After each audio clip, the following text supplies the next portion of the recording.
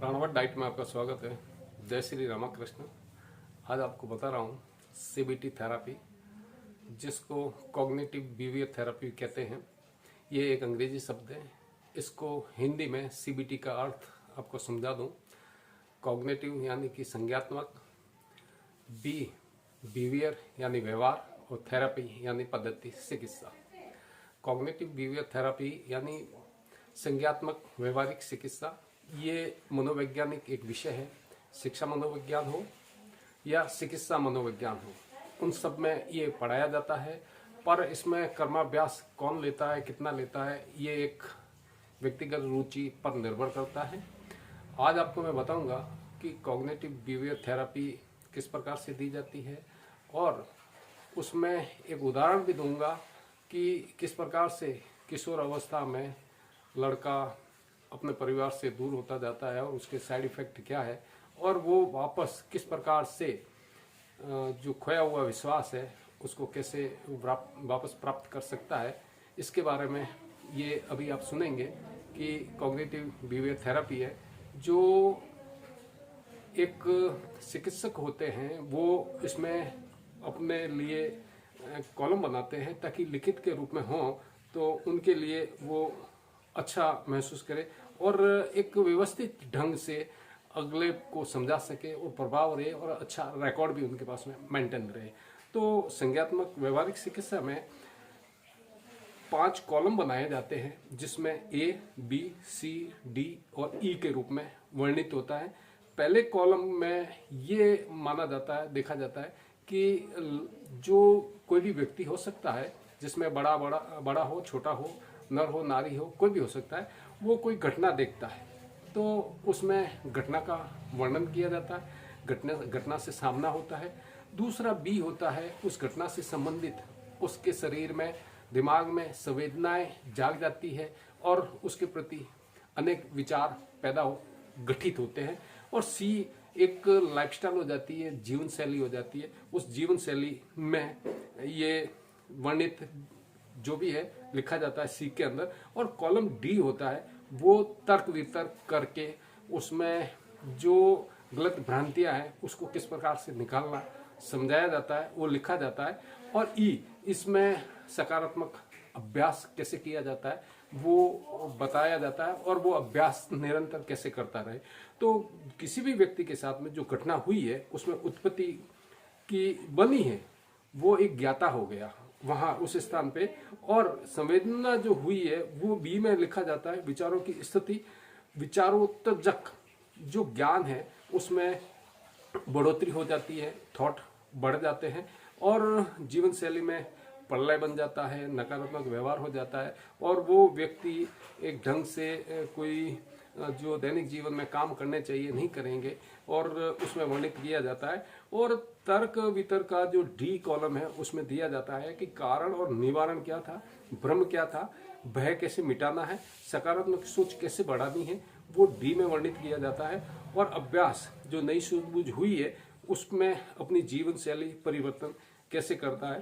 तो यहाँ पे ABCD जो 3 कॉलम है, यही तीनों कर्म प्रेरणा देने वाले कारक होते हैं, और उपाय कुशल सूझ के लिए D और E को काम में लिया जाता है। इस प्रकार से ये CBT फॉर्म भरा जाता है। अब उसके अंदर आपको मैं एक बता दूं, मान लीजिए किसी परिवार में पति पत्नी या माता पिता जो झगड़ते हैं, तो उसका प्रभाव, उसको देखने से व्यक्ति के ऊपर किस प्रकार का प्रभाव पड़ेगा। तो वो ABCDE जो कॉलम होते हैं, उन कॉलमों में A में लिखा जाएगा कि उस व्यक्ति ने जो प्रेरणा मिली है, जो नकारात्मक व्यवहार रख रहा है उसके कारण।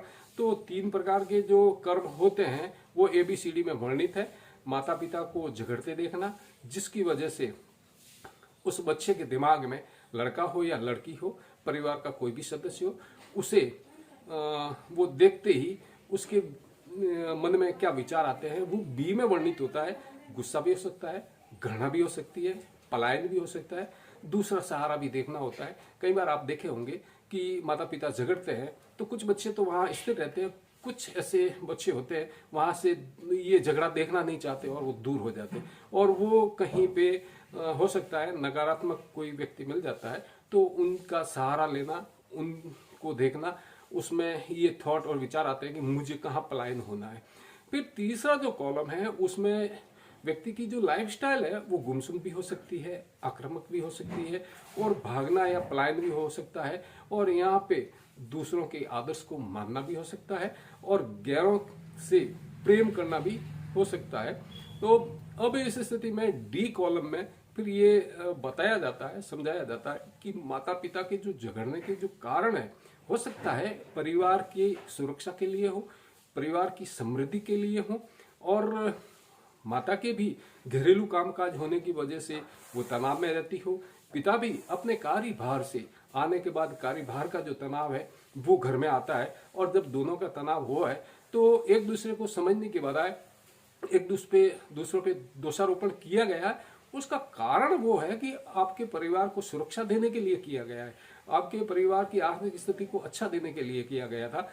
वो झगड़ा हो सकता है आपके शिक्षा के लिए हो, आपकी विकास और वृद्धि के लिए हो, उसलिए झगड़ते हो, तो ये आपको पता नहीं था। और फिर हो सकता है कि कुछ कार्य लगातार करने से उन्हें एक अभ्यास सा हो जाता है, वो उनके लिए सामान्य बात हो सकती है कि पति पत्नी को झगड़ा करना होता है। पर कई बार आप देखोगे कि महिला वाचाल होती है और आक्रामक बन जाती है, तो उनके लिए सामान्य प्रक्रिया, पर बच्चों पे इसका गलत असर होता है। तो आपको यहाँ पे इस चीज को अवॉइड कर देना चाहिए। वो आपके माता पिता आपके लिए अच्छा ही सोचते हैं, अच्छा करने के लिए वो झगड़ते हैं। तो हो सकता है कि कभी उनकी बातें निरंतर होने से वो आपको गलत लगी हो, पर वो गलत नहीं है। तो यहाँ व्यवहार मनोविज्ञान जो बढ़ावा देना है, अच्छे सकारात्मक विकास देना है, तो वहाँ डी में आपकी समझाइश के बारे में बताया और समझाया जाता है, और ई के अंदर जो नई सूझ हुई है, नई समझ हुई है, जो सूझबूझ है, उससे आपको नई जीवन शैली अपनाना है। इस प्रकार से ये जीवन शैली के लिए बदलाव लाना है और लाया जा सकता है। तो इस प्रकार से मैंने देखा है कि कई बार बच्चों में चिंताएं या विकृति पाई जाती है, जिसमें एक हल्का सा उदाहरण मैं आपको दे दूं कि एक समझ लीजिए कि 4 भाई बहन हैं, उसमें से एक बच्ची है, एक लड़की है, बड़ी सेंसिटिव है।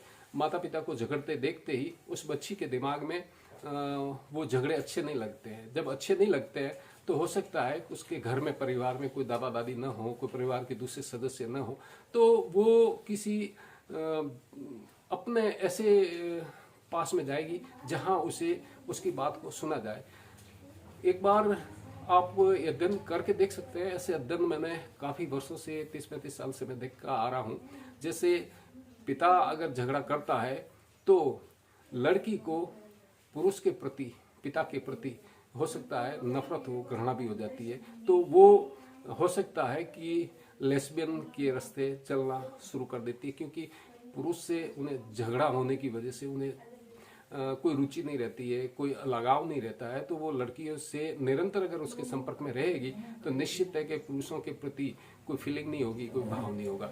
अगर लड़का भी है इसी प्रकार से, अगर माता आक्रामक है और लड़का सीधा है, भोला है, तो हो सकता है उसके दिमाग में यही रहेगा कि हर महिला इसी प्रकार की होती है। तो शादी के लिए वो भी विचार करता है कि नहीं, ऐसी महिलाएं मुझे नहीं चाहिए, नफरत हो जाती है। तो वो कल्पनाओं में खोए रहते हैं, और कल्पना की कोई सीमा नहीं होती है, कल्पना की कोई दिशा नहीं होती है। इसलिए यहाँ पे समाधान ढूंढ लिया जाए, चिंतन ढूंढ लिया जाए, चिंता की बजाय चिंतन। चिंता और चिंतन अलग है, विषय कभी और बताऊंगा। पर यहाँ पे अगर चिंतन या समाधान ढूंढ लिया जाए तो उस समस्या की सीमा और जो सोचने की सीमा है और दिशा है वो समाप्त हो जाती है। इस प्रकार से साइकोथेरेपी दी जाती है, कॉग्निटिव बिहेवियर थेरेपी दी जाती है, जिसमें सारी समस्याओं का समाधान हो जाता है। तो बच्चे कई बार झगड़ने पे सोचते हैं कि हमारी बातें तो माता पिता सुनते नहीं हैं, और जब हमारी माता पिता हमारी बातें नहीं सुनते हैं तो पलायन होते हैं। हो सकता है, निश्चित है, बच्चों के दिमाग में गलत भावनाएं आएगी। तो उन गलत भावनाओं को रोका जा सकता है। उसके लिए हो सकता है फैमिली काउंसलिंग की भी जरूरत पड़ती है, बच्चों को भी काउंसलिंग की जरूरत पड़ती है। और जब काउंसलिंग दे दी जाती है तो सारे समाधान हो जाते हैं। जहाँ संयुक्त परिवार नहीं है वहाँ ये दिक्कतों का सामना ज़्यादा करना पड़ता है, और जहाँ पे संयुक्त परिवार है वहाँ पे बच्चों पे प्रभाव इतने बुरे नहीं पड़ते हैं। तो मेरा तो कहना यही है कि संयुक्त परिवार में रहिए, आपकी चिंताओं का समाधान परिवार के बड़े बुजुर्ग कर लेंगे। अगर नहीं होता है तो आप अपने मनोवैज्ञानिक से, अगर कहीं बाहर रहते हैं तो मनोवैज्ञानिक से संपर्क कीजिए, अच्छी काउंसलिंग लीजिए, पेरेंट्स काउंसलिंग लीजिए, माता पिता भी काउंसलिंग लीजिए, बच्चों को भी काउंसलिंग दीजिए, ताकि आपकी वृद्धि और विकास में सहायता मिल सके। अगर आप कोई सार्थक टिप्पणी करेंगे तो सार्थक टिप्पणी का जवाब दूंगा। मिलते हैं नए अपडेट वीडियो में, तब तक के लिए जय हिंद, स्वस्थ रहें, मस्त रहें।